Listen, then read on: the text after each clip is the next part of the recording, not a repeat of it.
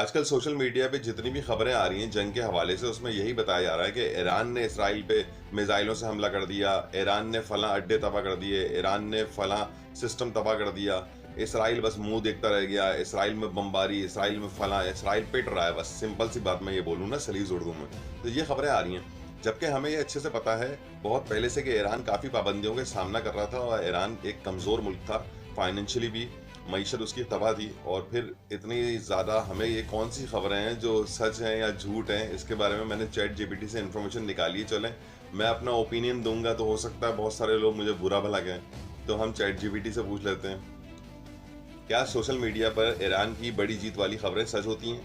ज़्यादातर मुकम्मल सच नहीं होती। असल हकीकत ये है, ईरान इसराइल यूनाइटेड स्टेट के दरमियान बराह रास्त जंग अभी नहीं हो रही है। ज़्यादातर मामला होता है प्रॉक्सी वार, महदूद हमले, साइबर हमले, इंटेलिजेंट ऑपरेशन।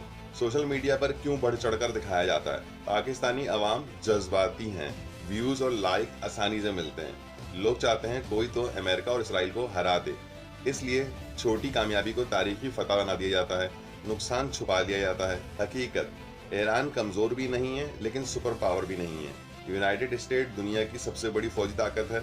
इसराइल टेक्नोलॉजी और इंटेलिजेंस में बहुत आगे है। ईरान ने इसराइल को हरा दिया, ये ज़्यादातर प्रोपेगेंडा है या आधा सच होता है। तो आपने देखा कि हमारे माशरे में जो सोशल मीडिया काम कर रहा है वो इस तरह से काम कर रहा है कि तस्वीर का सिर्फ एक रुख दिखा रहे हैं, दूसरा रुख दिखा ही नहीं रहे। ईरान में भी कितनी प्रॉब्लम्स आई हैं, ईरान में कितने हमले हुए हैं, ईरान कितना तबाही का शिकार हो रहा है, ये हमें नहीं बताया जा रहा। और साफ ये बात बताई गई है कि हम इतने जज्बाती लोग हैं कि हमें खुश रखने के लिए एक मखसूस खबर ही हम तक पहुँचाई जा रही है, दूसरा सच दिखाया नहीं जा रहा, बस आधा सच दिखाया जा रहा है। वीडियो पसंद आई हो तो ये शेयर कीजिएगा, मेरे चैनल को फॉलो कीजिएगा। अस्सलाम वालेकुम।